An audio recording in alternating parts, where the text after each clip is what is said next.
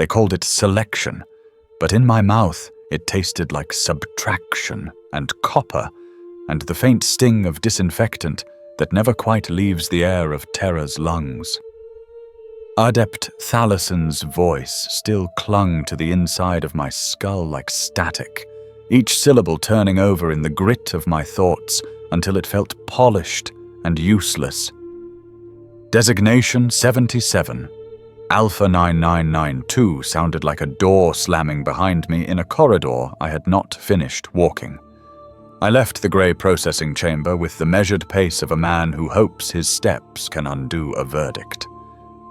The corridor outside was a river of beige and shadow, with lumens that hummed at a frequency that made my teeth throb in their beds. I counted floor gratings to pretend I had maps, and I counted the breath cycles between the valve hisses to pretend I had time.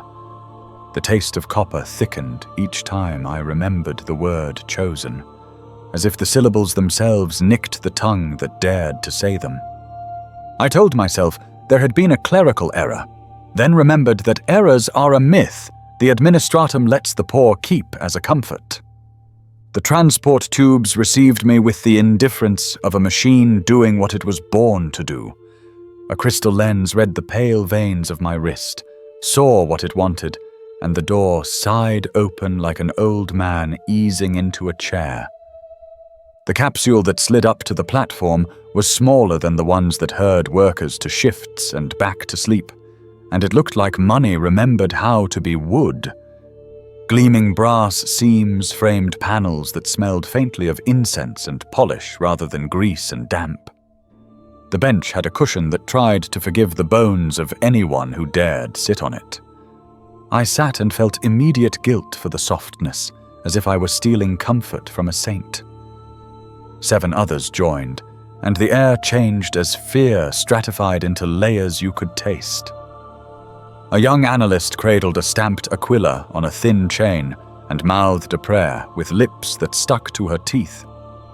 An old man with promethium scars kept flexing his fingers as if they were remembering the heat and not finding it. A woman young enough to still have hope looked down at the threads fraying from her sleeve and pinched them away as if tidiness could buy time. A boy with the restless eyes of the lower hive tried to sit still and could not, because some bodies have learned that stillness invites a boot. I introduced myself when the silence demanded tribute, and each word felt like it was entering a ledger I would never be allowed to read. We spoke the way condemned men speak when they are still pretending the word condemned belongs to someone else. Names unspooled and curled back on themselves, each one trailing a thin history of work and duty and the small prides that keep a spine straight when rations taste of chalk. The door sealed, and the capsule hummed in a way that made the hairs on my arms stand at attention like conscripts. We moved through arteries of the hive that I had never known existed, past walls that had never been touched by soot or fingerprints. The glass of the small window showed the city as a stack of centuries pressed into corridors, each layer breathing in incense and breathing out ozone. Utilitarian metal softened into stone, and stone lifted into arches that carried prayers the way cables carry current.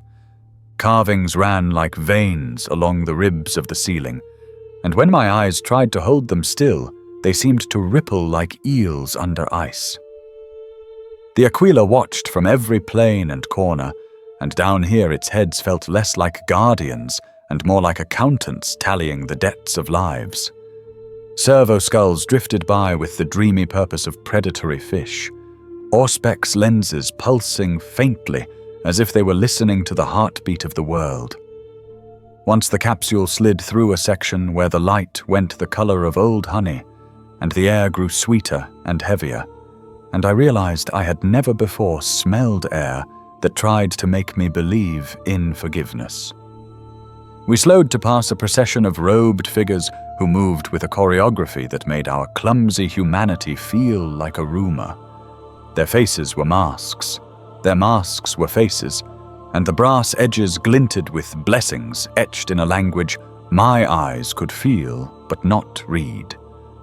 A data chant rose and fell beyond the glass, a binary tide that made my bones think of the sea, despite the fact that I had never seen an ocean outside a ration pamphlet illustration.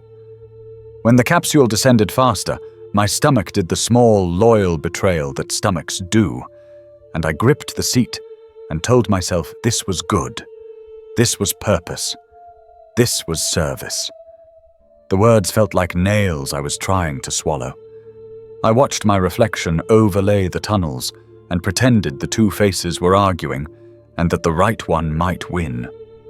The right one was the face of a man with oil in the crescents of his nails and a thin scar across his cheek, earned by imperfect attention and a grinding wheel that did not forgive. The wrong one was the face of a man who had been told he was chosen for something he could not name, and who was trying not to show his throat to that word. We passed foundries that glowed like domesticated suns, and their heat pressed a hand against the window and reminded my skin that it is a privilege to be this close to power and not be ash.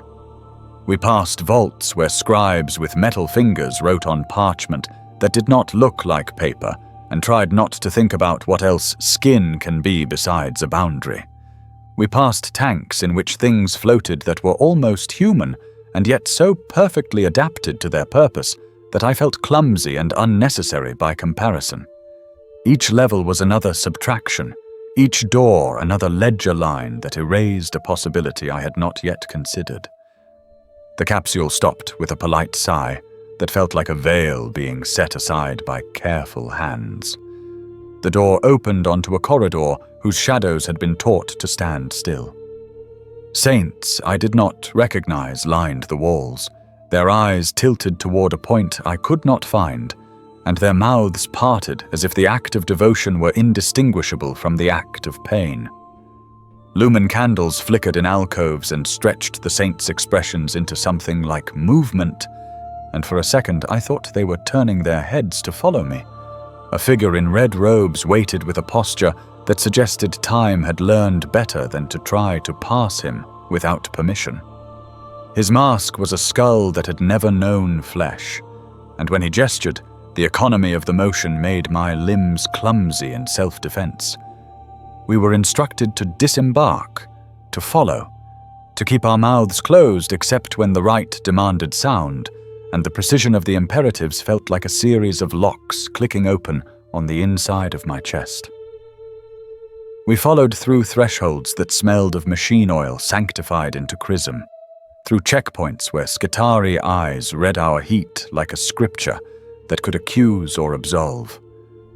Devices scanned us with lances of light that felt personal in a way touch no longer is in places like this.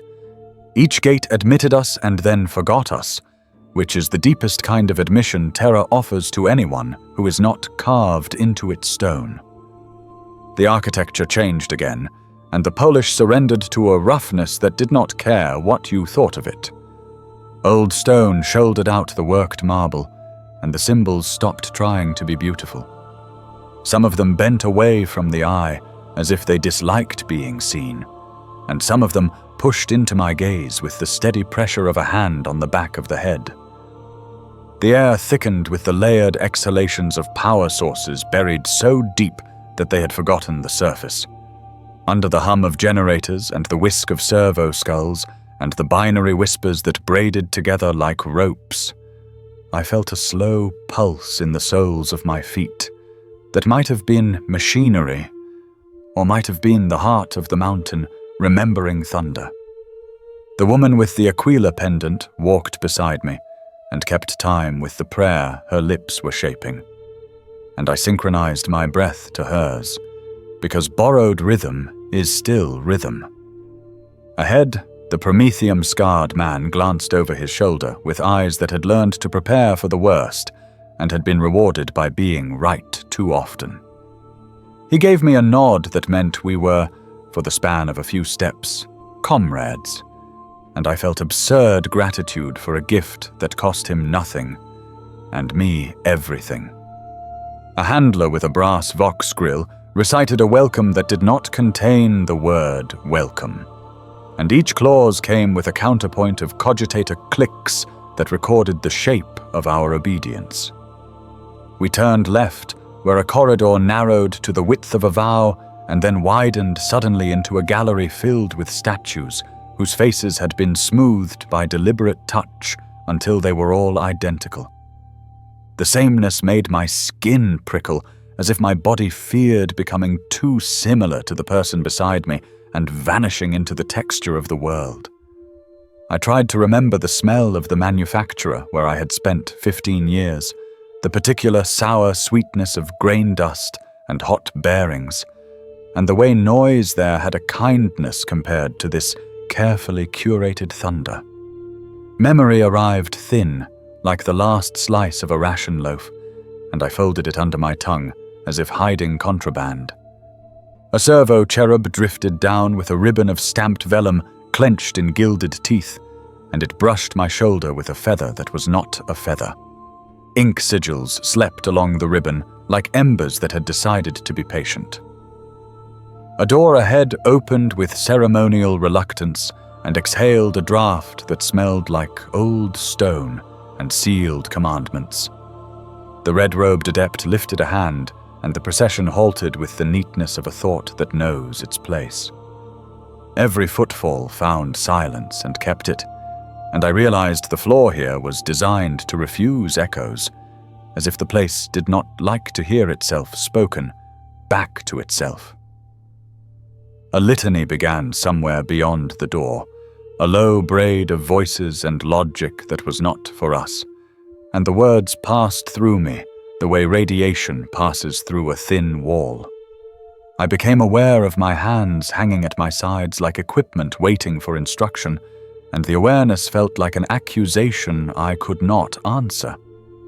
The adept turned his mask toward us, and I felt the weight of attention without the warmth of eyes, and I straightened as if my spine were a flagpole and someone had just noticed the wind. We stepped forward again, and the corridor opened onto a stair that already knew the shape of our feet, and the descent continued with the patience of a ritual that has been performed more times than any single life can count.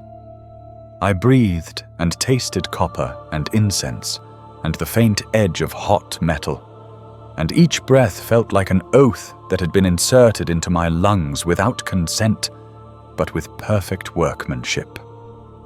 I kept walking because the corridor permitted only one answer to its question, and because obedience moves easier than doubt when the air gets this heavy. I kept my eyes forward because the statues on the walls looked like they would punish me for trying to borrow courage from their stony indifference. I kept my mouth closed because words are a currency you can spend only once in places where ledgers have teeth. The passage bent and bent again, and somewhere far above us, a world of shifts and ration lines and dented ceiling panels continued with the casual cruelty of habit. Down here, habit had been sharpened into ceremony, and ceremony had learned how to walk on tendon and wire. And I understood that whatever waited ahead had been hungry longer than I had been alive. My designation echoed once more in my head, not as a number, but as a corridor, and I followed it because it was the only map I had. I adjusted the fall of my breath to the step of the woman with the pendant again, and felt a momentary mercy in the mechanical harmony of shared fear. The adept lifted his hand a second time, and the doors ahead began to part with a sound like bone sliding against bone, polished smooth by time. Light climbed over us in measured increments, like a tide that had learned arithmetic, and it painted the brass and stone and the edges of our faces with a color that wanted to be gold, but had too much work to do. The air pressed against my skin as if testing the boundaries of where I ended, and for a heartbeat, I believed I had edges that could withstand the test. I stepped forward with the rest, and the floor accepted the weight of me without comment, and the light drew longer lines across the masks and machinery, and the hum deepened in my bones until it matched the pace of my heart, and then set the pace for me. They weighed me with numbers that did not belong to mass. A gantry arm unfolded above me like a slow insect and shone a lattice of blue light through my chest, as if looking for contraband courage. A scroll-headed servitor clicked a counter each time my heart betrayed a rhythm that did not match the standard template. Another machine perfumed the air with a faint sweetness that felt like a lie told in a kind voice. A red-robed adept murmured Bin Hurrick into a vox wand, and the wand murmured back with mechanical patience. Metal beads on a prayer cord rattled against his wrist in a rhythm that did not quite align with his pulse. He asked me to state my designation, and I did, and he nodded as if the numbers confirmed the shape of my soul. They took a drop of blood and poured it onto a slate where it crawled into channels cut in the shape of letters I could not read. The letters smoked for a heartbeat, and then went dark, as if satisfied that I would not burn bright enough to be wasteful. A thin blade combed through my hair and collected strands for an archive that would never run out of shelves. A lens examined the scar on my cheek and matched it against a database of clumsiness and survival and blessed ordinariness. They asked me to hold my breath, then to breathe, then to speak a catechism I had not been taught, but which arrived anyway when the prompt touched the back of my tongue. Blessed be the bolt, blessed be the gear, blessed be the hand that turns when it is told to turn. My voice wobbled on the word, blessed, and a quill scratched something final on a parchment beside me. The parchment smelled faintly of iron and wax and the long patience of cabinets. A servo skull drifted close enough that I could see the tiny strokes of script chasing each other across the metal of its jaw. Its eye lens dilated until it was a dark well I could have fallen into if gravity had been kinder.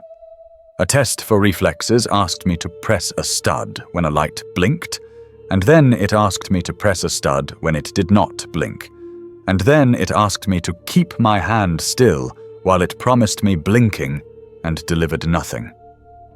When my hand twitched a fraction, they marked me for recalibration and praised my zeal. A hololith of the Aquila hovered above a plinth and rotated at a speed that made kneeling feel like the only possible motion. They did not ask me to kneel because the room had already calculated that I would. I counted copper coins of sweat traveling down my spine and thought of my old workshop where heat lifted like a friendly animal from the grinders. Here the heat was devout and uninterested in friendship. They fed questions into my ears through a slender tube tipped with velvet and brass. Do you harbor doubts? Do you treasure what should be surrendered? Do you keep a secret that is heavier than obedience?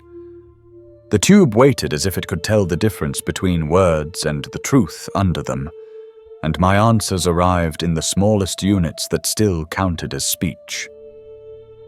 I do not doubt the Emperor. I surrender what is given to me to surrender. I keep nothing that displaces duty.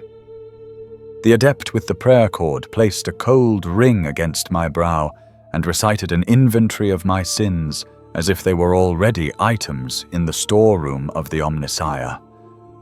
Unauthorized nostalgia was listed. Excessive attachment to predictable routine was listed.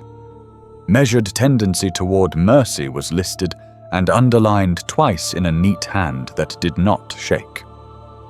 A boy in a pale smock dabbed sacred machine oil on the corners of my eyes and told me to blink until the air tasted right. The oil stung and then spread like a small understanding. An auspex scanned my teeth for the signatures of lower hive rations and smiled electronically when it found them. The adept wrote "Commoner's Grit" in a margin and drew an arrow to a sigil that looked like a gate. They set a relic in my palms and told me its name was Function. It was only a block of old metal, pitted and warm, but my hands remembered tools and duty and 1,000 repetitions, and chose to believe the name. A pict slate flickered to life with images of faces and then empty silhouettes, and then numbers that asked if I recognized myself among them. I did not recognize myself, but the machine did, and it praised my humility by ignoring my confusion. They measured the distance between my shoulders and the angle of my elbows and traced lines in the air that showed where cables would one day prefer to rest. A mech serf with a basket of wax seals pressed a red circle onto a parchment with my designation embossed in its skin. The seal was still warm when she handed it to me and told me not to read it. I could not have read it, even if I had tried. It was a receipt and a promise, and a tiny door that had already closed. We were moved along a rail of stations, the way parts move along an assembly line that believes in souls. At one station, a priestess in black asked each of us to confess to a crime we had never committed, and then forgive ourselves. I confessed to theft and forgave myself, and then confessed to pride and did not. She nodded as if the shape of my refusal pleased a rubric written before my great-grandparents were ash. Another station fitted a ring around my head that tightened in response to thoughts that tried to be clever. Cleverness was defined for me in a scroll that unrolled from a slot and ended with the words, "Refer all variation to superior authority." I signed beneath those words with a pen that had no ink and left a mark that only machines could see.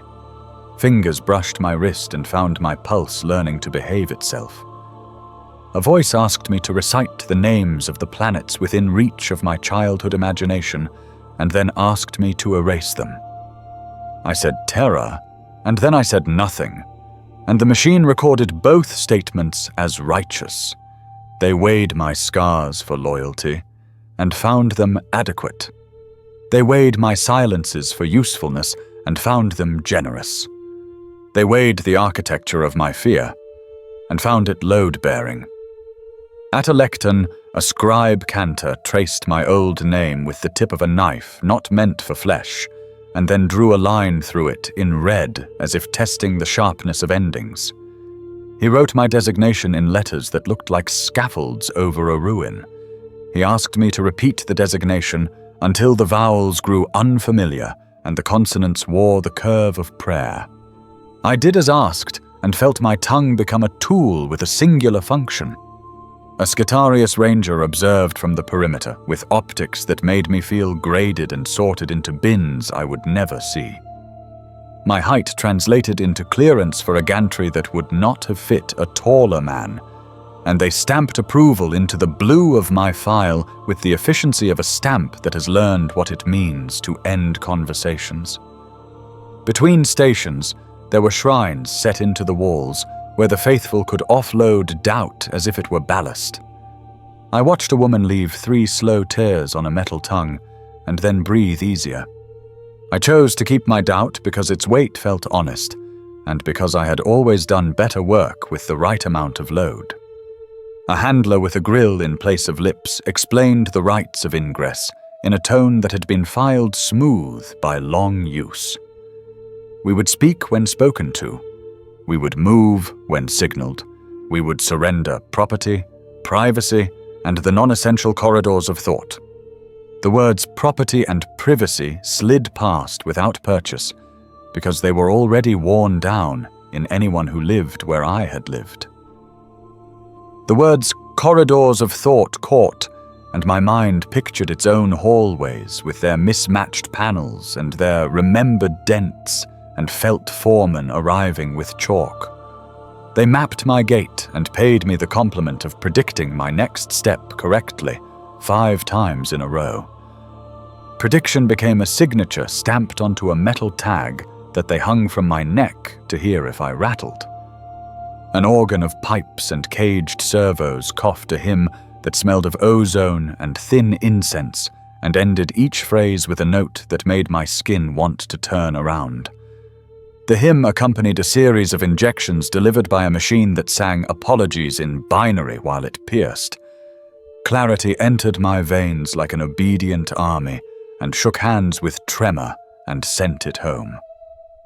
A plate of ration paste appeared on a tray, with the instruction to eat in deference to the flesh I still occupied. I swallowed grey and called it bread, and pretended I liked the way it insisted on being permanent. A catechist asked me to list 3 virtues of the machine and 3 vices of the flesh. I named patience, precision, and perfect memory for the machine. I named hunger, fatigue, and foolish hope for the flesh. The catechist smiled in a way that made me think of gears meshing. He corrected me and replaced foolish hope with imprecise love, and I repeated his phrasing until my mouth found the same teeth marks. We were led to a basin of black water that reflected only the lights and none of the faces that bent above it. They asked us to wash our hands and then recite the moments we had handled that did not belong to us. I washed and confessed to salvaging an extra minute of rest between shifts, and the water accepted the minute the way a sea accepts a drop and does not become kinder. They handed me a strip of cloth the color of old bones and told me to bind my right forearm in preparation. I rapped until the skin beneath felt quiet. A tech adept daubed a sigil on the cloth with a brush made from hair that looked too dark to have ever gone grey. The sigil tingled and then became an itch that moved with my pulse. A console displayed lines of approvals cascading through cogitator stacks, and my designation flickered among them like a moth surviving a window only because the glass knew mercy. Someone asked me to imagine the face of the person I loved most, and then to subtract their features until only function remained. I tried and failed and tried again, and produced a diagram of a hand holding a tool. The someone said adequate with the calm of a file that had learned to end arguments with one word. In a chamber the size of a chapel, a group of adepts intoned an inventory of the days we had yet to live, and matched each day to a routine. The routines were chanted in register and counter-register until personal preference dissolved like sugar in a black drink. A curtain lifted to reveal racks of harnesses hanging like patient animals waiting for riders who would never dismount. They measured my spine for the bite of a future interface and marked vertebrae with dots that glowed and then sank into the skin like obedient stars. A calm woman with augmetic eyes told me to lay my hand on a copper plate and think nothing for 5 breaths. I failed on the 3rd breath and thought about my cot and the dented ceiling panel and whether anyone had counted the dents since I left. The copper plate warmed as if enjoying the confession. She told me to try again and to think only of a single gear turning at the speed of duty. I pictured the gear and felt my breath align with its teeth. Approval stamped through the air like a quiet thunderclap only machines can hear. An oath was read over me that contained my name and then excised it, and the excision felt both surgical and intimate. They bound a purity seal to the corner of my sleeve, and the wax pulled a hair and made my eyes water, and I called the moisture devotion because the moment required it.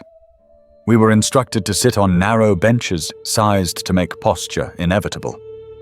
The bench complained softly under the weight of our ordinary bones. A projector painted the wall with diagrams of minds simplified into color blocks that could be stacked into more useful shapes.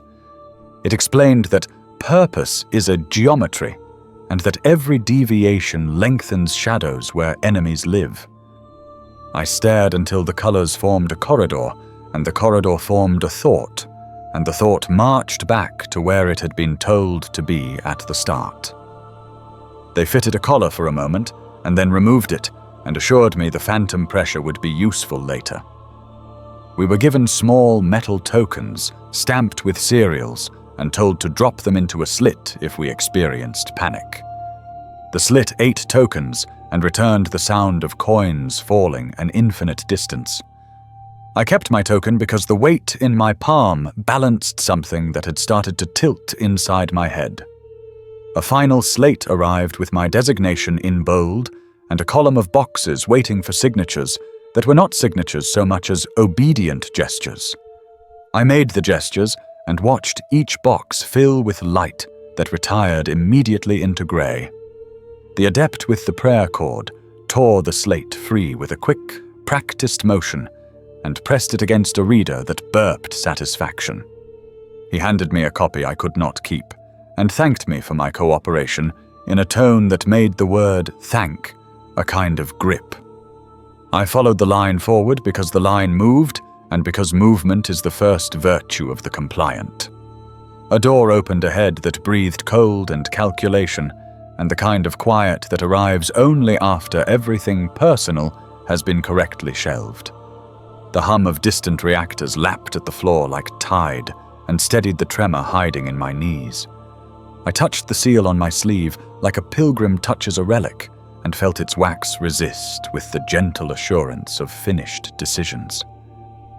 The handlers gestured, and our column turned as one body learning one gate, and the corridor beyond offered a deeper inventory that wanted more than blood and more than answers, and more than the little habits that help a human pretend he is not a part. I stepped into the next lit threshold, and the machines listened to how my footfall sounded when it landed and prepared the following measurements without looking up. The table was warm, and that confused me, because I had prepared my body for the chill of steel and not the breath of a sleeping animal. Straps buckled across my wrists with the professionalism of jailers who have learned kindness wastes time. A padded brace cupped my jaw and turned my mouth into a hinge with no door to guard. Above me, a carousel of lenses rotated like patient planets, searching for a smaller orbit to adopt. Each lens clicked into place with the ceremony of a seal affixed to a decree that had already been obeyed. Incense moved through the vents in threads that smelled like burnt honey and solder. A cant was spoken in a voice that had been filed until it could cut thought as neatly as wire. The words promised that flesh is weak, and that weakness is a resource if you refine it. A needle touched the vein in my left arm with a courtesy that felt insulting, and I chose to be grateful anyway. Warmth walked my vessels in disciplined ranks and set up outposts behind my eyes. The world softened around the corners, but did not blur because the right demanded clarity without choice. A mechadendrite hovered above my temple with a brush stuck to its end like a tiny flag of surrender. Machine oil mixed with sanctified ash drew a sigil on skin that twitched to the rhythm of my heart. I smelled the ash and thought of the welding bay, and then remembered that memory does not request permission before it arrives. A scribe cantor with a mouth like a thin stitch wrote my old name on a ledger and then drew a red line through it as if he were closing a door without sound. He blew gently across the ink, and the breath felt like he was practicing a mercy the book would not accept. A second voice entered the room through a grill in the ceiling and counted down in a language made of numbers and orders and the idea of obedience. The first cutter touched bone and sang as if it were praying into the instrument rather than through it. The song vibrated my teeth and made them feel like unreliable allies. My scalp was parted like curtains that had been waiting for a play to start since they were woven. A field of cold blossomed on my skull and then collapsed into a point where intention had nothing to do. The adept asked me to recite a litany of service, and my mouth obliged even as it filled with a thin copper tide. I realized I was biting my tongue, and then realized that realization had arrived too late to be useful. Clamps found anchor on bone with the authority of signatures that never expire. A pressure like polite thunder announced the trephine, and I imagined a small moon landing on a private world.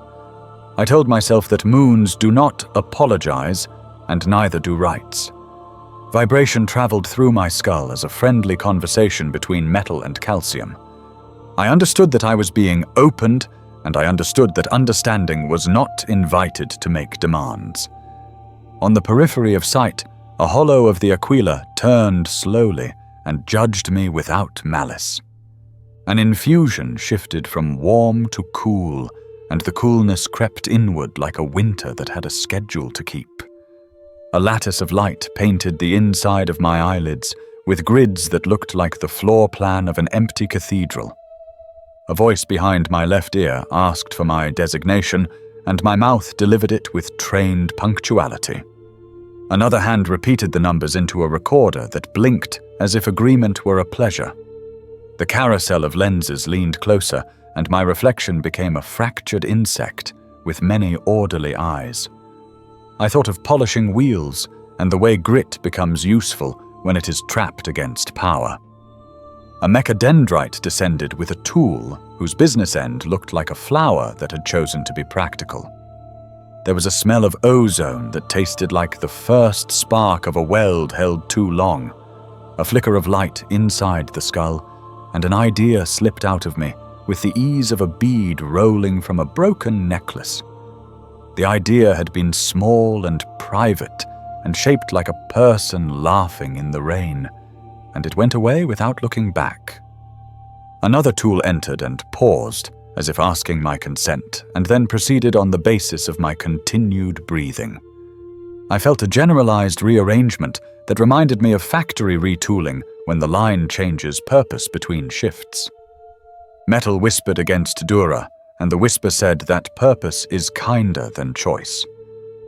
The adepts spoke to one another in Binharik that skipped across the room like thrown nails. I understood none of it, and understood all of it, because tone does not need translation when you are on a table. A probe touched something that made white scatter across the dark behind my eyes like startled birds. I heard myself exhale in a voice already learning to make room for static. The scribe cantor marked a column labeled Excisions, and the pen moved like a priest blessing a drought. The first memory harvested was the smell of my father's jacket, and I knew this because a thin emptiness bloomed where warmth used to rest. The second was the map I kept of the factory's quiet paths, and that vanished with an almost audible click.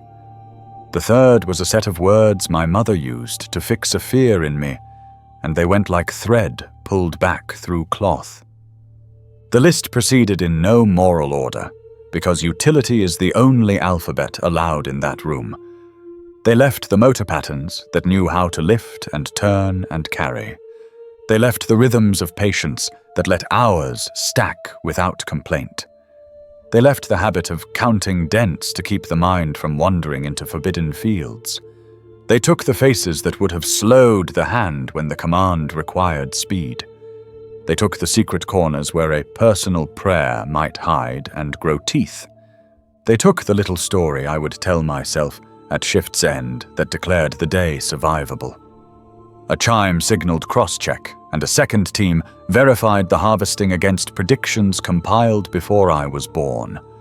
A third infusion arrived like a soft sheet and tucked the edges of me in. I could feel the room taking notes on my reactions, with the hospitality of an archivist who loves order more than guests.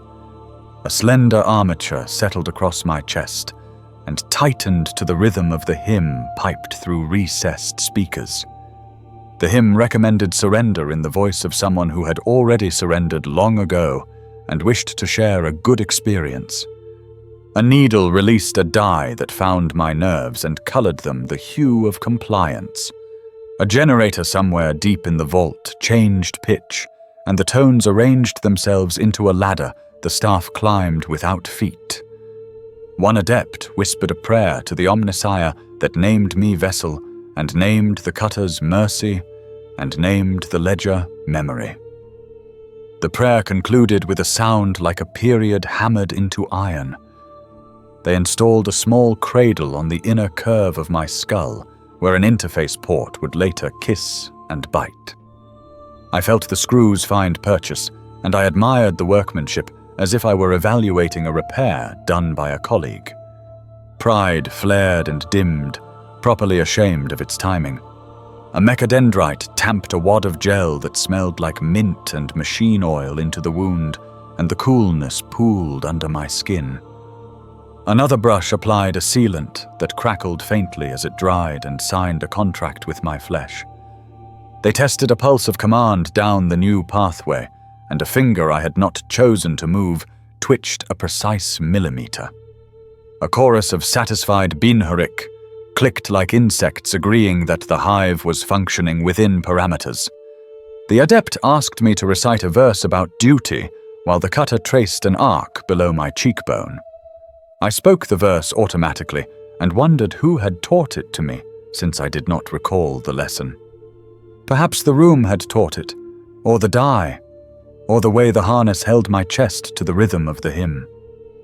A cool pad pressed to my eyes and turned the world into a lidless night that hummed. The pad released pictures that were not mine, and asked my pupils to follow a line of light that moved like a patient finger across a page. When my eyes lagged, the line waited, and the waiting felt like moral judgment. The scribe cantor marked that too in neat columns that did not whisper. At some point, the voice in the ceiling asked what I valued, and the answer arrived as if mailed ahead of me.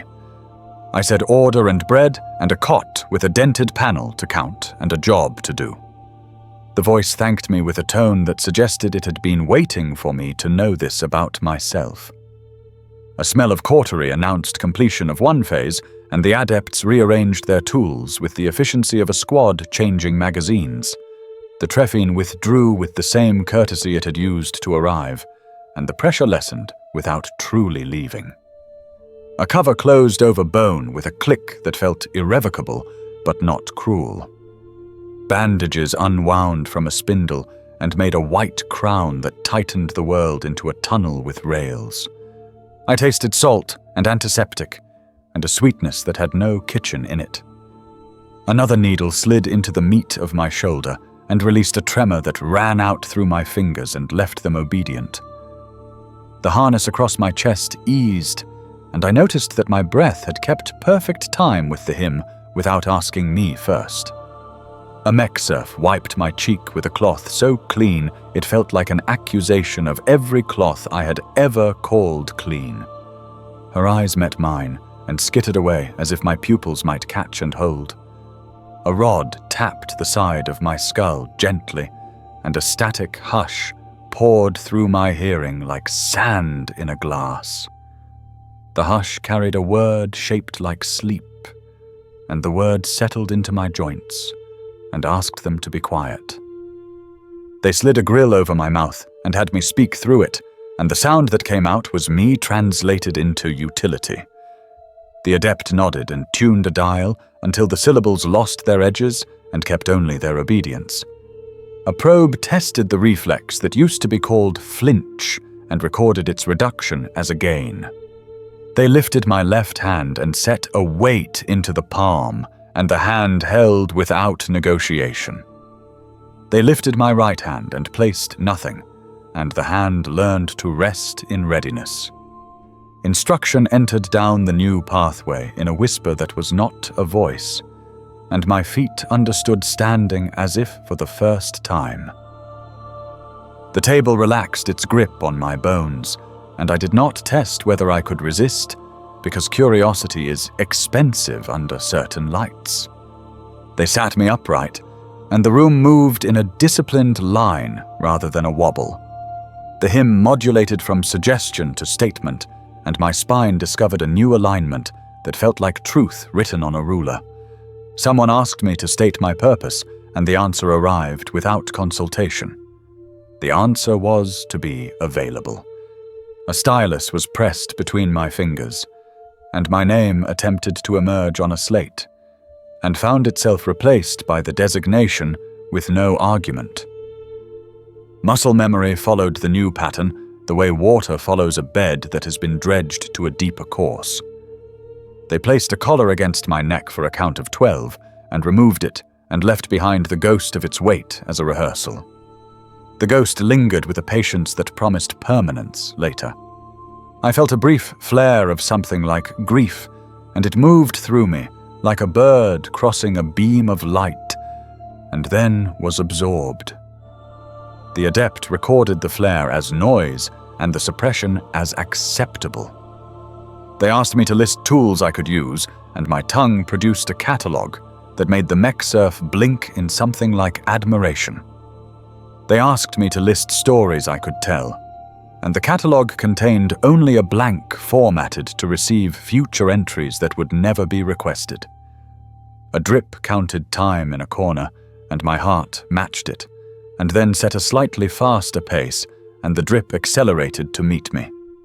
The room forgave me for leading, and then took the lead again in a way that taught me why hierarchy exists. I became aware of the weight of my hands as equipment.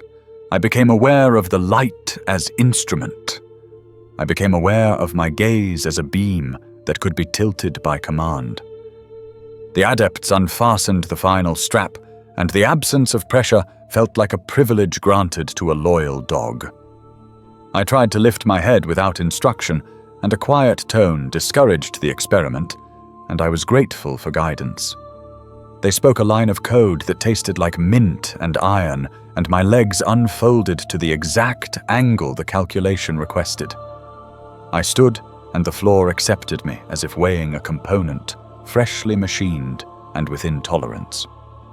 A cable was brought near the cradle under my skull, and I felt the air within the span between us tense like two magnets negotiating.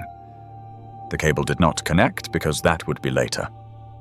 The almost connection delivered a small spark that rolled through my vision like a curtained sunrise. A plate slid from the wall and showed me a face that was not unfamiliar and not entirely mine. The bandages made a crown, and my eyes had learned to be still, and my mouth waited between orders like a sealed envelope on a desk. The scribe cantor asked how I felt, and the correct answer arrived before I could discover the other one. I said ready, and the room recorded compliance, and the door ahead breathed out a draft of sanctified cold. The handlers gestured, and I stepped where they pointed, and the strap marks on my wrists paled, as if they too had been told their work was complete for now. I walked with the others, and our steps discovered a useful rhythm that the corridor rewarded with green lights that woke one by one like disciplined stars. The hum in the bones of the palace grew louder and friendlier, and the friendly part made me wary, and the wary part made me attentive, and the attentive part felt like the first correct offering I had made all day. I kept moving because the rails of intention had been laid, and because the next chamber waited with the patience of a machine that had never once doubted it would be fed. Boot came as a whisper that knew my name better than I did. A light blinked somewhere behind my eyes and unfolded into a command that did not request agreement. My spine answered before I understood the question. There was a weight on my back that felt like a prayer written in batteries and straps. The harness lay over my shoulders with the intimacy of a verdict. Cables combed the air around my neck like fingers learning a new instrument. A diode tasted the port under my skull and hummed approval. The first instruction arrived as a square word that slotted into place and clicked. Hold. My hands closed around the nearest object with the decisiveness of doors in a pressure storm. The second instruction arrived without punctuation because obedience is its own grammar. L-I-F-T. My elbows learned angles that spared the back and preserved the tool and pleased the sensor reading torque. Turn. F-E-E-D. The verbs settled into the marrow and began to breed smaller verbs that filled the gaps. A handler's steps tapped the grating with the authority of a metronome that had taken holy orders. I learned his cadence the way a bird learns seasons. The click of his heel at the apex of each stride rang a bell inside the implant and drew my gaze like gravity. He spoke through a Vox grill that made his words taste faintly of gun oil. He said, "Good unit," and the compliment filed itself in a directory labeled fuel. Racks around me hung with tools that had learned patience, as a defense against human hands. A hoist descended and kissed the ring on my harness with a coupling that knew how not to bruise. The floor moved as if the palace were breathing under us, and we were cargo in a ribcage. We rolled into a chamber lit by lumens that took turns blinking as if to demonstrate fairness. Crates waited in ranks like conscripts pretending not to be afraid. Each crate bore sigils that looked like orders even before anyone read them. The command stream widened and softened until it was more temperature than language. I reached. I grasped. I steadied. I felt the sensors praising the way my fingers adjusted when the mass shifted its mind. The praise arrived as the absence of correction. Absence became a comfort that fit like a second skin. A prayer coil rasped from a speaker as if a rusted angel were dragging its wing across a grate. I aligned my breath to the rasp, because synchronization feels like relief. We marched the crates into the mouth of a machine that breathed heat like a tame volcano. The mouth glowed a color older than warnings. My harness vibrated with a cautionary purr, and then a permissive nod felt through webbing. I fed the machine. I fed it evenly. I fed it until the rim of the opening darkened with soot in a line that matched the Wright's diagram. Sensors cooled under my palms, as if my touch had remembered to be kind. The handler's hand brushed the crown of my bandages and left the smallest pressure like a stamp on warm wax. My port pinged a tiny chord that meant, continue.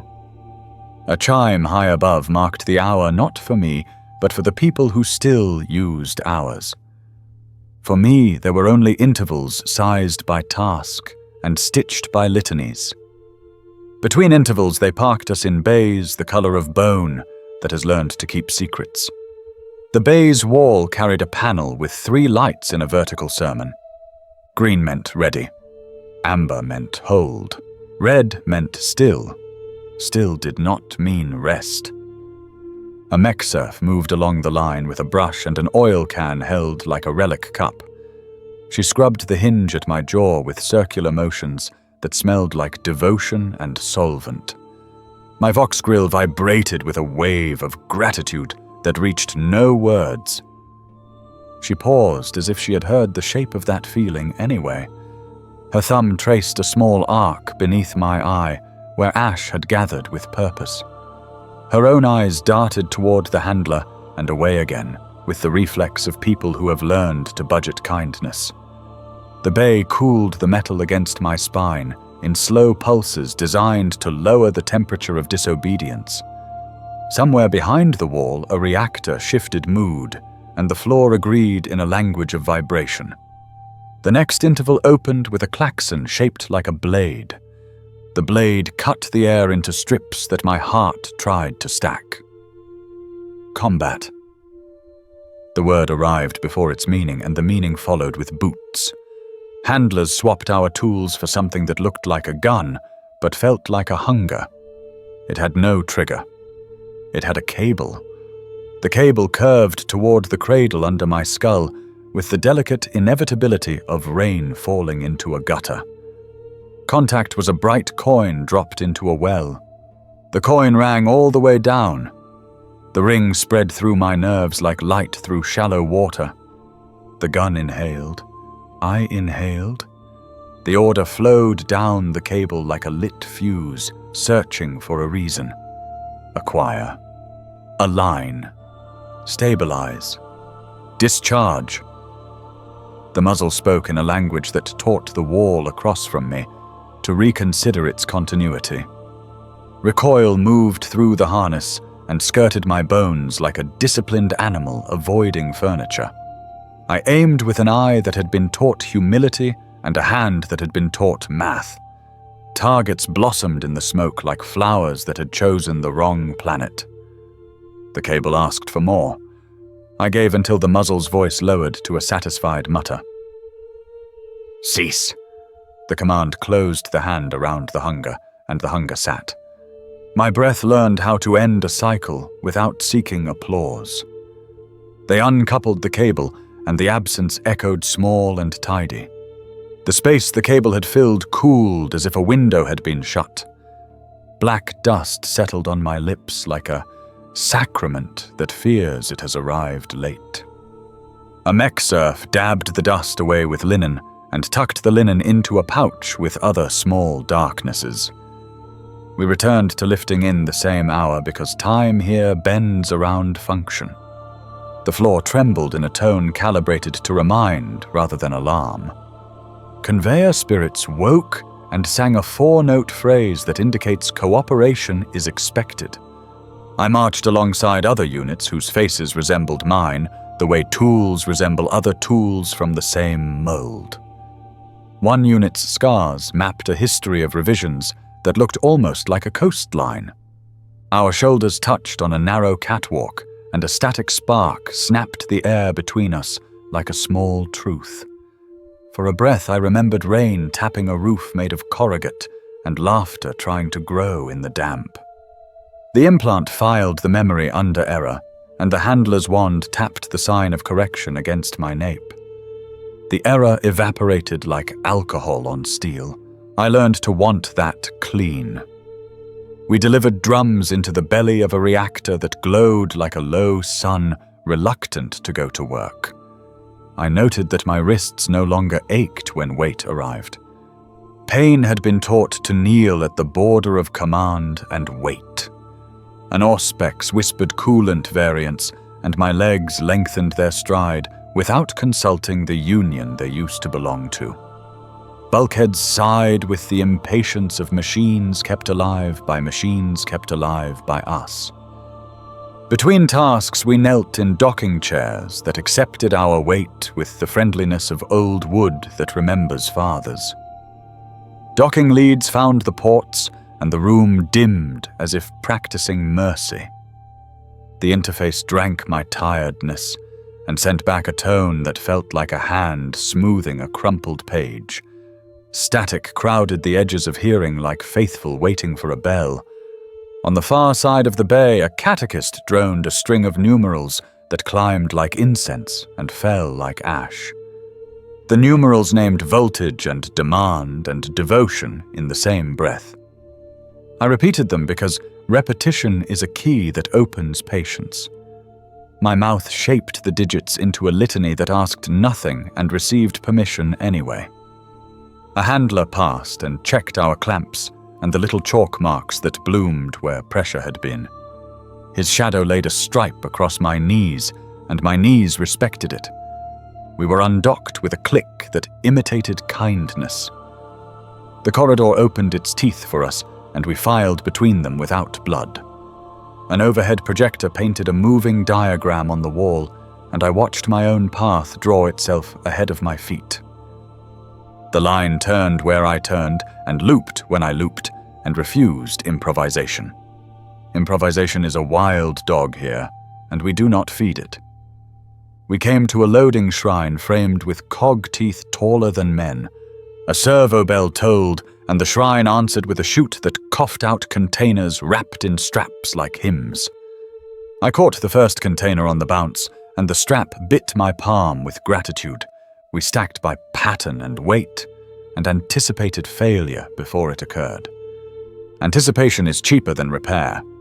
Sensors watched and blessed me with their indifference. Indifference means the numbers are pleased. A small boy in an apprentice smock ran beside the line carrying a tub of seals, and his lips moved in private prayer for speed.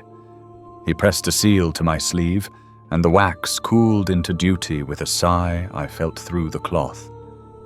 He looked up as if to find my eyes, and saw the grill, and looked away, and left an extra seal anyway. The extra seal warmed the fabric like a hidden pocket of summer. I did not reach to touch it because touching without instruction is a luxury we keep for memory, and memory is leased property now. The interval shifted again. A siren low and long rolled over the grates and licked the soles of our boots. Drill. The word arrived as a square chunk that filled the mouth of thought. We pivoted as one body discovering one new limb, A door coughed us into a corridor that smelled of burnt wool and intent. The corridor narrowed into a throat with a metal tongue that vibrated orders. We stepped onto the tongue, and it carried us forward as if tasting our weight. Stations bloomed from the walls with the generosity of a factory in peak quota. My hands learned to find their places without explicit guidance. I fitted clamps to conduits until the conduits sang true. I bled air from valves until the hiss turned from panic to conversation. I walked the length of an inspection rail that lanced through steam like a line drawn by a stubborn god. Gauges winked and aligned under my gaze like penitents eager to please. At the far end, a panel with a mouth of little lights asked me to choose a color by not choosing at all. Amber held steady. Amber is the religion of the faithful who still have work to do. The handler's cadence approached from behind with the inevitability of shift change. He tapped my crown with the side of his wand, and the wand made a note in my bones. Good unit meant continue. Excellent unit meant faster. I learned the difference and did not aspire beyond it. We returned the clamps to their nests, and the nests received them with the courtesy of habit. The tongue of the corridor carried us back and belched us into the bay, where new crates dreamed of motion. I fed the dream. I moved until the joints sang the frictionless hymn that promises many tomorrows with identical weather. Somewhere above, cannons spoke to an emptiness I would never see, and the floor answered with a bass note of approval. A droplet of oil made a dark star on the grating, and I stepped around it, though the command stream did not care. Consideration is a reflex that the right has not yet taxed away. A mech serf noticed and nudged the star with her boot, and smiled as if we had shared a joke in a language neither of us would ever be allowed to speak again. The cable kissed my port once more, and a checklist climbed my spine like ladder rungs blessed by the omniscia. Grip strength calibrated, optic focus narrowed, breathing ratio squared to cadence. Hunger for instruction topped up from a reservoir I could not imagine empty. We moved again. We always moved when moved. Movement braided the hours into a rope strong enough to tow a planet. I carried the rope in my hands and felt it pass through without burning. The Aquila glared down from every spare surface with the practical pity of a god who recognizes good nails. In a mirror of brushed steel, I saw the bandage crown replaced by a plate the color of obedience. The plate threw back the lumens in a disciplined beam shaped like the future. The beam landed on the floor ahead and pointed at the next mark painted there by men who could still imagine marks.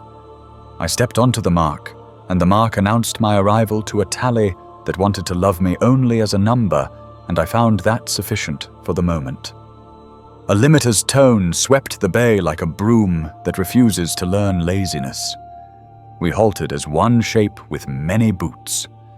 The tone paused on my frequency and combed away a snag left by the memory of rain. The snag fell like a hair clipped close and drifted into the grate and joined the oil star in a small constellation that belonged to no chart I would ever use. The handler gestured, and the machine mouths yawned again, and the drums came, and the verbs lined up, and the litany woke in my throat, and the hours stretched their necks to be counted. I obeyed the verbs because the verbs obeyed the light, and the light obeyed the ship, and the ship obeyed the will that fed it. Fuel and faith, and men arranged like teeth in a gear that would not slip. My hands learned to love the moment a weight settles perfectly into a palm shaped by purpose. My shoulders learned to love the trajectory that leads a load into alignment without waste. My breath learned to love the arithmetic of intervals that never ask for applause. I heard the mech serf's brush again on someone else's cheek, and the soft scold of cloth against metal, and the hiss of a valve finding its favorite note, and the handler's footfall drilling its gospel into the grating and the thin, thin ring that means the cable is near and thirsty and honest about it. The cable would come again, and I would give again, and the machine would sing again, and the bay would cool again, and the panel would glow amber again, and the diagram would repaint my path again, and the verbs would slot into their grooves again, and the day would stretch without edges like poured metal settling into a mold that knows only one shape and is proud of its singular devotion. Some loops developed a seam, and I could feel the stitch tug when the command pulled too hard. A red light would bud behind my eyes like a forbidden flower, and I would know a sentence was approaching that no one had ordered. It never arrived loud. It tiptoed in with the cunning of a drop of water finding the crack in a wall. My mother kept a fern on a windowsill. The thought stood there blinking in the light of the machine bay, as if surprised to be alive. It did not belong on the checklist. It did not translate into torque or angle or thermal thresholds. It hung like a lantern in a place where light has been told to behave. The handler's staff tapped the rim of my skull with ritual softness, and the fern folded its fronds and became a shape that numbers could own. They called the event residual human process. They logged it as noise.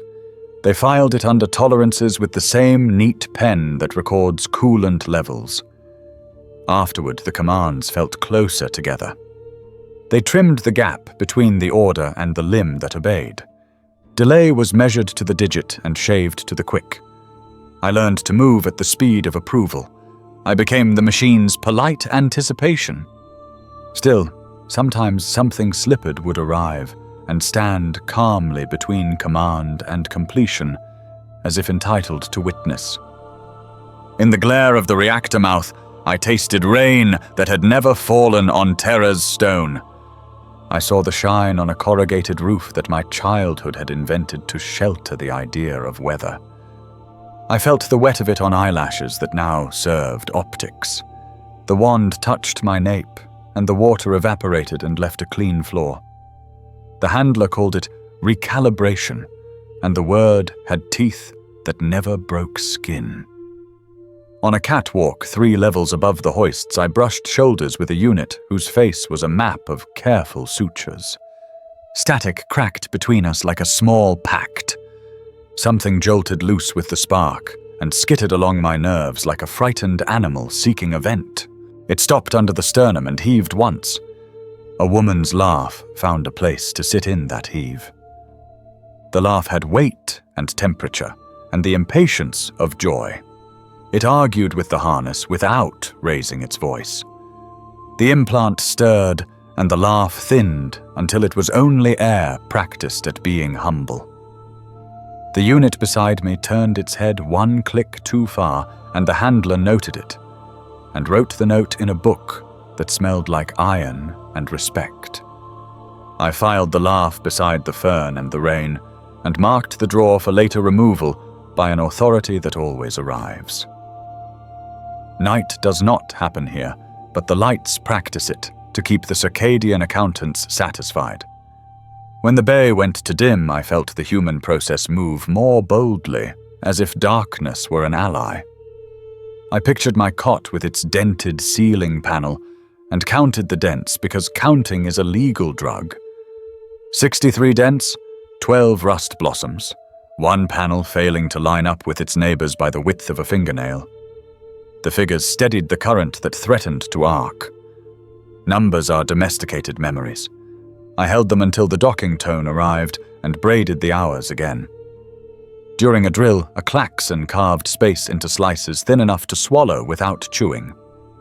We pivoted as one, and the cable sought me with the eager politeness of a liturgy. When the current entered the cradle under my skull, I felt catalogued fears scatter like filings under a magnet. 1 sliver escaped and flashed an image of a little shrine cut from scrap wood and hidden under a bunk where no inspector ever looked twice. On the shrine, a bolt that had failed inspection sat like a saint. I remembered touching the cool curve of that bolt and calling it mine without saying the word out loud. The memory admitted that I had liked the treason of ownership for the span of a breath. The cable drank the admission, and the muzzle bloomed, and the corridor applauded with smoke. I thought I heard the shrine crack in the heat of the beam, and I told myself it was only ducts expanding with honesty. In maintenance pause, a mech serf scraped accumulated ash from the grill at my jaw and murmured a tune that did not belong to any catechism. The tune tasted of common kitchens and bodies moving around each other in small rooms without orders. She hummed the part where a voice would have lifted into mischief and stopped when the handler passed, and then resumed at exactly the point mischief had been postponed. The implant tolerated the melody because its intervals were simple and therefore useful for timing. I let it be a metronome, and it pretended not to be a memory wearing a uniform. When I closed my eyes for diagnostic clarity, I saw the manufacturer floor backlit by dust and afternoon, and I saw my younger hands black with oil and ambition's smaller cousin. A supervisor had been shouting something about quotas, and I had been pretending not to hear while repairing a belt with a patience I did not share with people. The vision held steady long enough for me to notice a nick on the spanner's handle shaped like a crescent moon.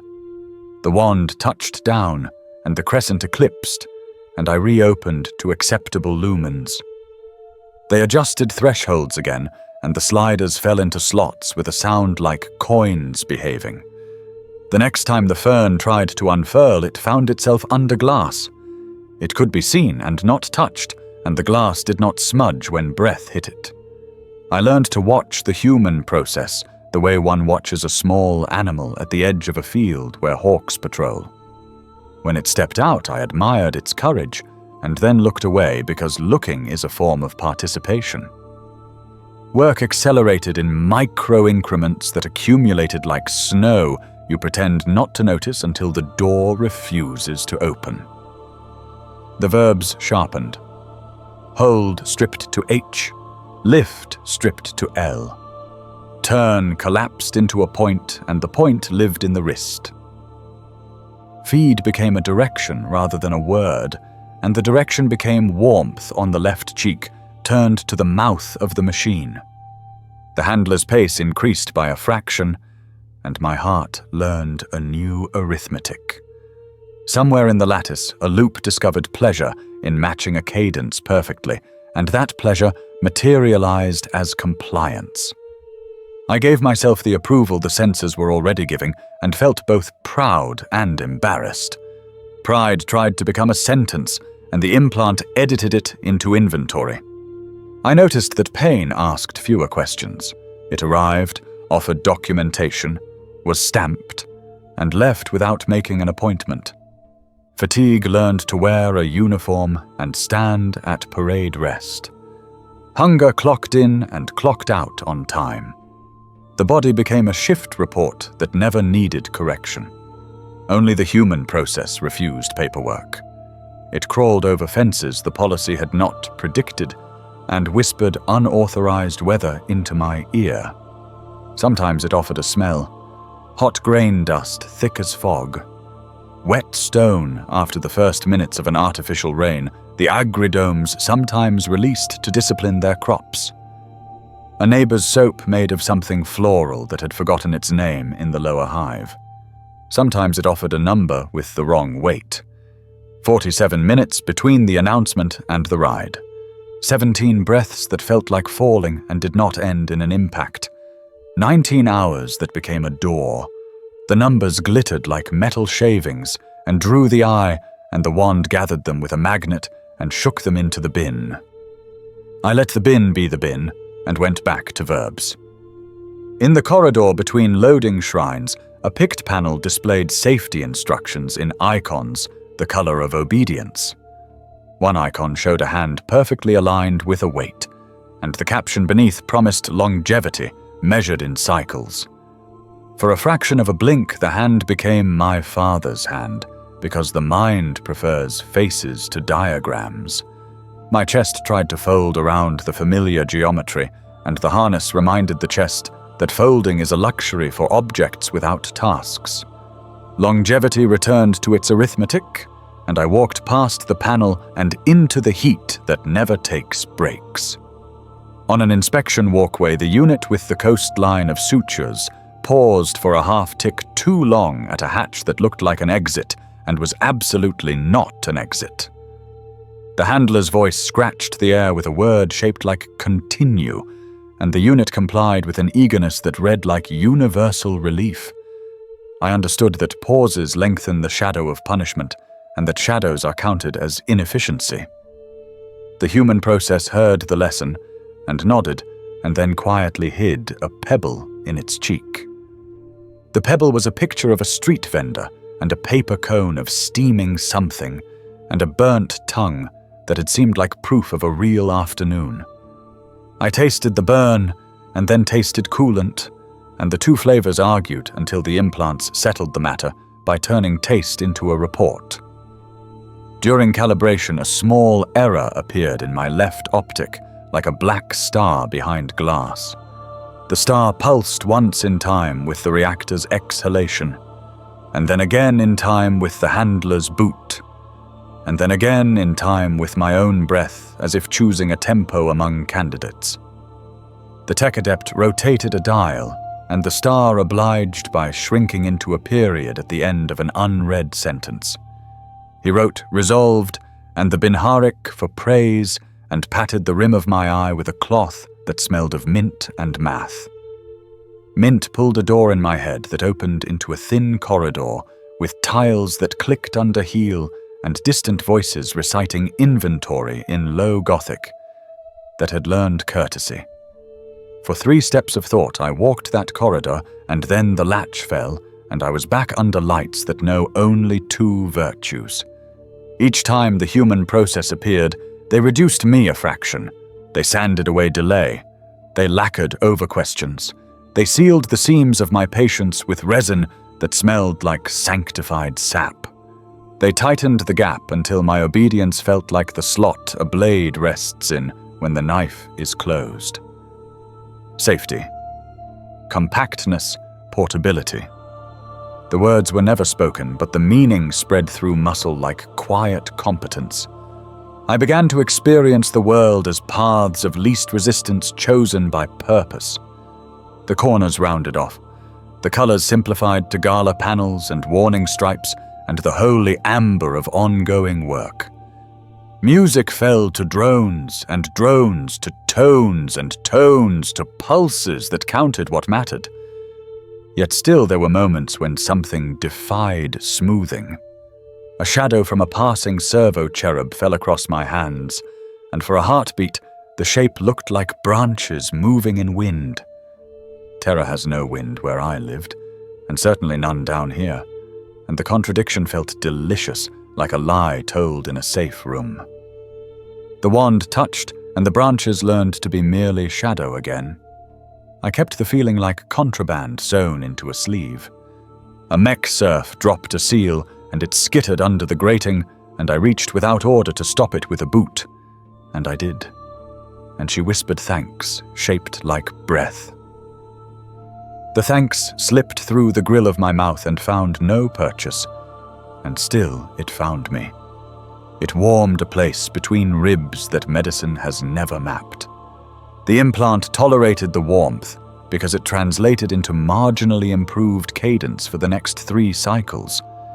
They would have praised the data if the thanks had provided a field for it to stand in.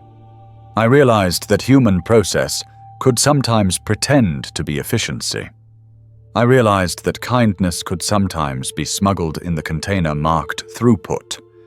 I realized that memory could be shaved down until it fit the slot labeled optimization, and that the machine would nod if the edges did not protrude. Once, during a test of emergency routing, the corridor lights dropped to blood, and the air filled with the musk of hot cable insulators.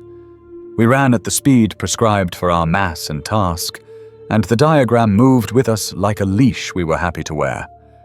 At a junction, the line faltered because a crate had jammed half out of its chute and declared itself an obstacle.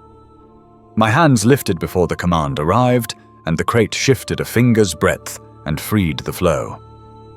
The handler shouted, "Good unit," and the praise came like a ration you did not expect, and my chest filled with amber light.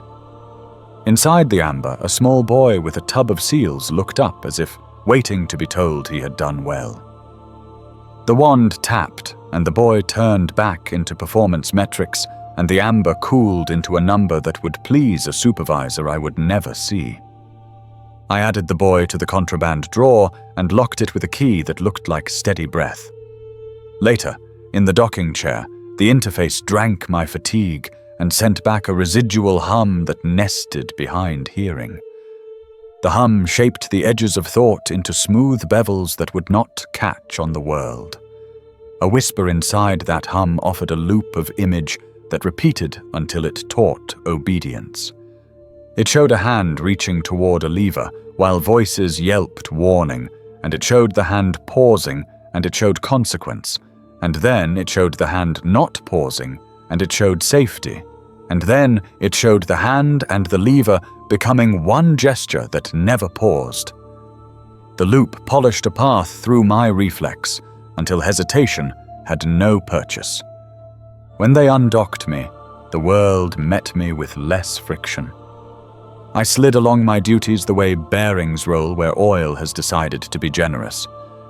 The human process looked for new disguises. It tried to be a smell again and was caught. It tried to be a sound again and was thinned into tone. It tried to be touch and learned to be a calibration artifact. It tried to be a sentence and became a number rounded to the nearest obedience. I learned its patience, and it learned mine. We worked side by side like two apprentices who pretend not to know each other in a shop where the master prefers tidy silences.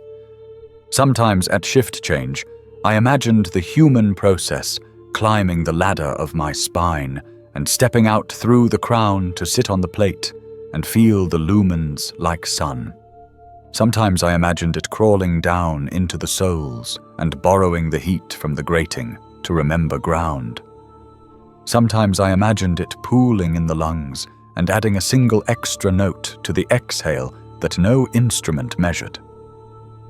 The handler called all of this deviation, and the implant called it drift, and the logbook called it minor, and the wand called it resolved, and the hours called it nothing, and still it stayed. It stayed like a hairline crack in a machine housing that does not yet leak, but promises to teach someone patience later. It stayed like a scuff on a saint's toe, where thousands of hands have asked for something and left a dull shine behind. It stayed like a song that never quite stops even when the choir is dismissed. It stayed and learned the roots of inspection, and learned when to hold breath, and when to lie flat, and when to ride under the verb as it galloped toward the mouth of the machine that always opens when fed. It stayed while the reactor throbbed. It stayed while the cable kissed. It stayed while the wand tapped. It stayed while the diagram repainted the day. It stayed while the amber held. It stayed while the crates became empties, and the empties became stacks, and the stacks became silhouettes that disappeared into mouths with engineered hunger. It stayed while the mech serf's brush found small circles of ash and erased them with a tenderness that did not set off alarms. It stayed while the handler wrote numbers that loved themselves in the margins of our usefulness. It stayed while I matched the cadence and learned the corners and became the breath that the bay expects. It stayed, and I carried it the way a man carries a tiny stone in a boot, because removing it would require a pause. The line will not forgive, and because walking with it is a proof that something unsanctioned can survive under pressure and still keep to the route without spilling. Final duty announced itself without ceremony and with the certainty of weather that has already crossed half a world to find you. They rolled us into a vault where the air pressed against skin, as if measuring how much of us would be needed. The temperature had been tuned to discourage hesitation and to keep metal honest. pillars the size of forgetting rose into a darkness that hummed with confidence. A dais waited in the center with a machine seated on it like a patient animal that has learned to enjoy discipline. The machine did not resemble any tool I had ever fed or lifted or turned. It resembled an argument that had won so many times it no longer raised its voice. It wore plates chased with sigils that bent away from the eye and came back sharper. Cables entered it from walls and floor, like roots that had decided to grow toward fire instead of water. The cables pulsed with a rhythm that gathered the smaller rhythms in the room, the way a tide gathers puddles. A choir of adepts lined the circumference of the vault, with their faces converted into brass certainty. Their voices braided Bin Harik and low Gothic until language surrendered and only function remained. The hum underfoot stepped up a fraction, and the vault answered by narrowing the world to the circle of light around the dais. We were placed on rails that knew our weight before we arrived. The rails moved us with the smoothness that comes when friction has been confessed and absolved. A handler adjusted the angle of my jaw as if aligning a cog so that it would meet a neighboring tooth without chips. Another handler tightened the harness and whispered a verse that promised efficiency to the deserving. The machine opened in a manner that was neither mechanical nor biological, and I admired its refusal to choose. Inside the opening, I saw mirrors that were not mirrors, and lenses that were not eyes, and cavities that were not mouths. The rail clicked once, and I understood that acceptance had occurred. They anointed the plates at my temples with a thin oil that smelled of mint and metal and decision. They traced a sigil across the port under my crown, and I felt the skin there lean toward contact. A mech serf standing by with a tray of seals watched my breath and matched it so that I would not have to carry that small duty alone. Her timing made my ribs feel like a problem that had already been solved. The choir lifted a note that made the lumens dim in deference. The note grew teeth, and the teeth chewed silence into something nutritive. The machine exhaled with the careful pleasure of a bellows that remembers being lungs. Cables curved toward me with the inevitability of trained animals approaching a familiar hand. Connectors kissed the cradle in my skull, and the kiss was a brand that left no mark except obedience. Light moved through the room like water poured at a height chosen to impress. It reached the dais and sank as if stones had been tied to it by someone who meant well. The first command arrived, and it had no letters. It had pressure and orientation, and an appetite measured in units I did not know existed. Sustain. The word did not pass through the ears. It occurred in the joints and in the teeth and in the marrow where patient things live. Heat rose through the harness in cautious increments that felt like a good foreman counting.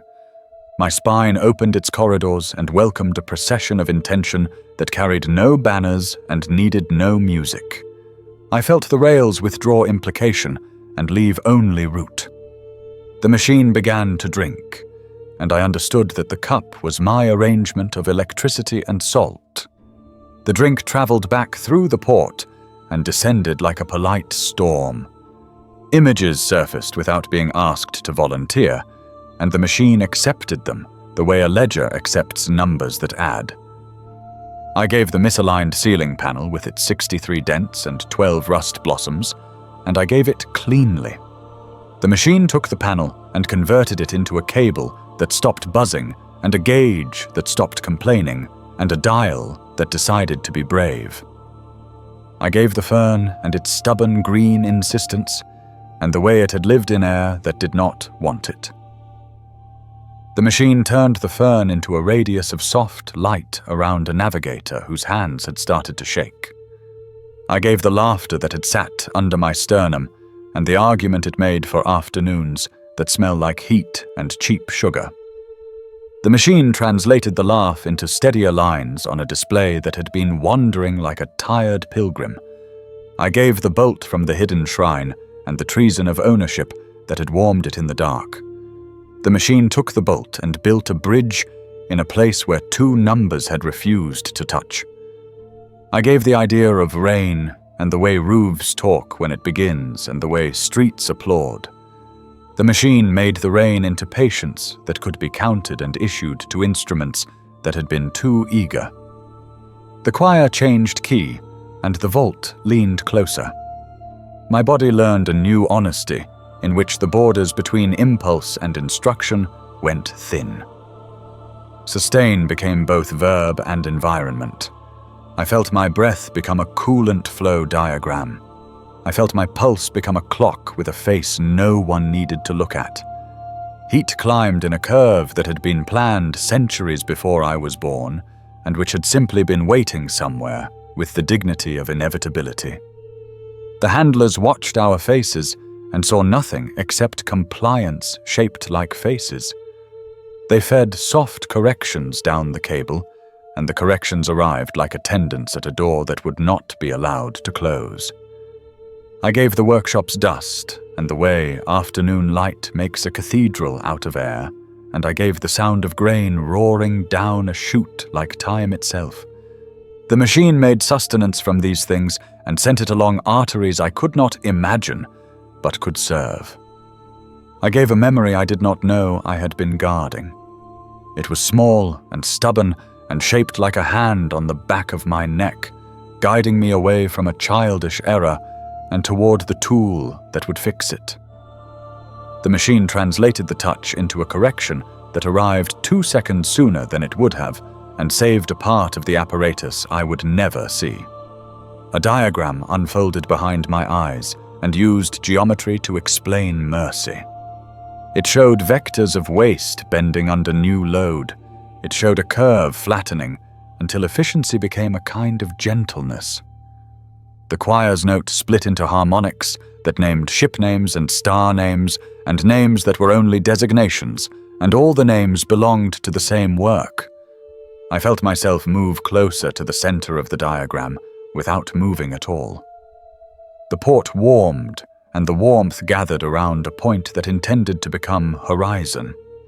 My teeth ticked once in sympathy with a relay that sat behind 2 meters of sanctified steel.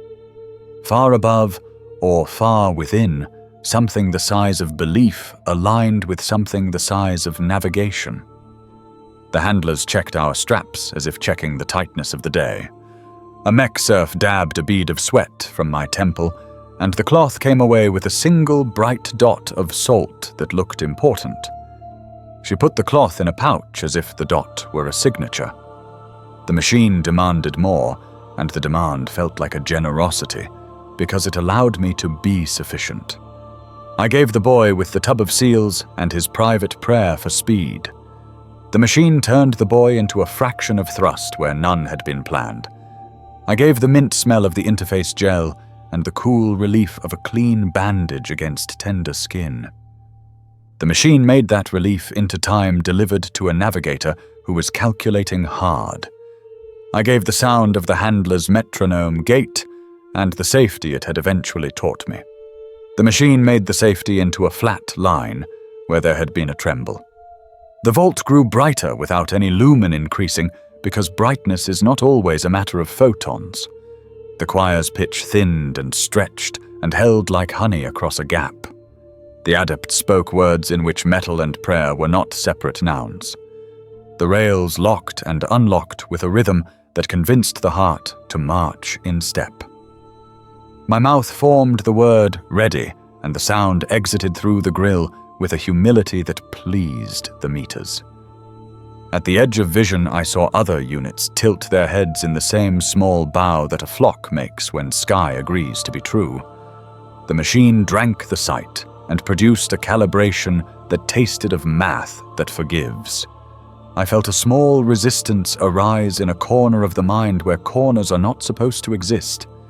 It was not rebellion, it was a request for annotation. The request took the form of a picture of my parents in a frame with a crack that ran through the corner of my father's smile. The picture asked to be useful.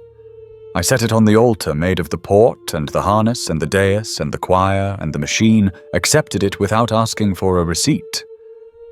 The acceptance returned as a long, low tone that soothed a frequency of fear I had not catalogued. Sustain widened until it became a place rather than a task. In that place, I felt small and adequate, and almost transparent. The transparency allowed the intention of other people to pass through me and become less costly. Doctors of machines stood outside my sight and turned wheels that were not wheels, and I did not need to know their names to be part of their success. The machine asked again, and I gave again. I gave the way my hands had learned to love the moment a weight settles perfectly into the palm. The machine made that love into a correction applied to a vast mechanism that does not forgive amateur enthusiasm. I gave the pebble hidden in the cheek of my thought and the mischievous warmth of carrying it through checkpoints. The machine turned the warmth into a softening of friction in some unseen axis where punishment likes to live. I gave a corridor of old stone that bent and bent again and never intended to end. The machine made the corridor into a line a ship could read across a night. The choir shifted into a cadence that invited breath to become lamp oil. I let breath become lamp oil, and the flame steadied. The handlers exchanged nods that felt like mortgages paid. A bell deep below the vault rehearsed a single note, as if reminding gravity of its job. The rails inched me nearer to the mouth that was not a mouth, and I felt the light on my face from an angle no lumen could reach. The light had weight and temperature, and an ethics of its own. It wanted what it wanted without malice. It wanted continuity. It wanted a path through darkness that would not apologize for existing. It wanted to be able to say, "We went this way and did not die." I found that I wanted this too, in the same simple way I had wanted a clean bearing to sing under a load. I understood that wanting can be a tool if you sand off the parts that snag. The machine tasted that understanding and translated it into wattage that felt like a psalm. A thin tremor walked up my arm and asked to be called devotion. I said yes because the word had already been carved into the moment. The vault gathered the yes and wove it into a fabric that wrapped a ship far away or very near.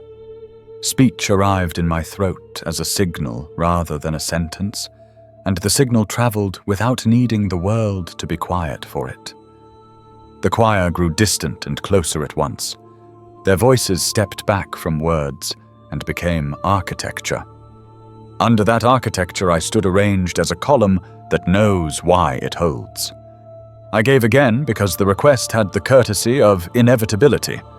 I gave the shape of a street I had walked to work, and the comforting predictability of its broken paving. The machine made that predictability into a model that smoothed a turbulence that would have grown teeth. I gave the catalogue of dents in the ceiling panel and the way naming had tamed them. The machine turned the catalogue into addressable points in a field that no longer frightened an instrument that needed clarity. I gave the way a mech serf's thumb had drawn a clean arc under my eye, as if blessing a hinge. The machine returned a low drop in temperature, where anger had been useful, but was starting to damage. The rails eased me back a finger's breadth, as if teaching me a lesson about enough. The port cooled. The harness loosened half a notch. The choir folded one harmony into a pocket and saved it for next time. Handlers placed palms on plates that recorded satisfaction without vanity. The machine continued to hum at a level that made the ribs think of music. I stood inside that hum and discovered that standing can be a contribution when the diagram demands stillness as a function. Sustain did not finish. Sustain learned how to rest one muscle while the others worked and called the rotation wisdom. The vault's air smelled faintly of something sweet that had never been a fruit. I realized that sweetness is simply a shorthand for survival agreed upon by animals with tongues. I realized I was an animal with a tongue that had learned to speak through a grill and still taste meaning. The choir marked a transition with 3 notes that stepped down like careful feet. The rails answered with the smallest forward motion known to measurement. A mech surf replaced a spent vial in the ring of vials, and the new one clicked into place like a season. The handler's wand traced a quiet blessing over the seals that kept us arranged. In the far periphery, a console fluttered green and amber and then settled into amber because the day prefers amber when it is honest. I felt the light continue up through the palace stones and into conduits that had learned the names of stars. I felt the light leave the vault and not leave me. I felt the light occupy a corridor in the mind where it could sit and wait without growing impatient. I felt the machine remain hungry without becoming cruel. I felt the rails consider a future motion. I felt the port hum a lullaby made of math. I felt the harness remember the shape of my shoulders as if carving a more exact mold for the next interval. I kept my breath aligned with the choir's remainder and let the remainder teach my bones the polite art of being necessary. I kept my gaze steady on the bracket where light and shadow agreed to share a border. I kept my hands quiet because quiet hands are a promise. I kept the contraband drawer open by a hair because sometimes the machine prefers offerings still warm. I kept listening because the next request was already forming itself in the language that the body understands before the mouth. I kept standing because standing was a verb. I kept standing because the rails had not signaled otherwise. I kept standing because the light had not learned to be sated, and the choir had not learned to be tired, and the vault had not learned to be empty, and the machine had not learned to be done. I kept standing because sustain continues.